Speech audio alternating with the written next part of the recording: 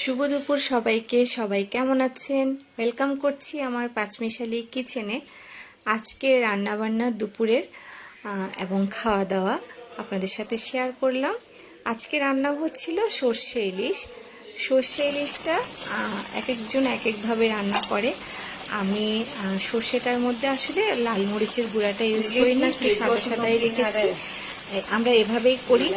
এখানে আমি সর্ষেটাকে আগে ব্লেন্ড করে নিয়েছিলাম, তো ওখানে আমি আদা রসুনটা দিয়ে দিয়েছিলাম। আর এটার মধ্যে জাস্ট লবণ আর একটু জিরার গুঁড়ো, ধনে গুঁড়ো সামান্য পরিমাণে, আর একটু চিনি দিয়েছিলাম আমি এটাতে।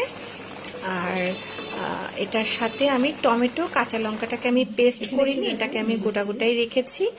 তো এটাকে আমি ভালো করে কষিয়ে একদম কাঁচা মাছটাই দিয়ে দিয়েছি, মাছটাকে ভাজিনি। তো এভাবেই আমার রান্নাটা কমপ্লিট। আর এটা আমি সরিষার তেলে করেছিলাম। এভাবে রান্নাটা কমপ্লিট করেছিলাম। ধনেপাতা ছিল না তাই দিতে পারিনি। এবার খাওয়া দাওয়া মেয়েকে খেতে দিয়েছিলাম প্রথমেই। সাথে ছিল একটা সবজি, বড়া দিয়ে রান্না করেছি, যেটা ডালের মানে বড়ি বলি আমরা।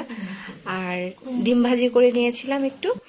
তো দুপুরের খাওয়াটা এভাবেই হয়েছিল। সর্ষে ইলিশটা দারুণ হয়েছিল, মাছটা এত ভালো ছিল, জানি না এত ভালো কি করে হলো। খুব মজাদার ছিল মাছটা, খেতে ভালো ছিল। কেমন লাগলো সবার কমেন্ট করে জানাবেন। ধন্যবাদ।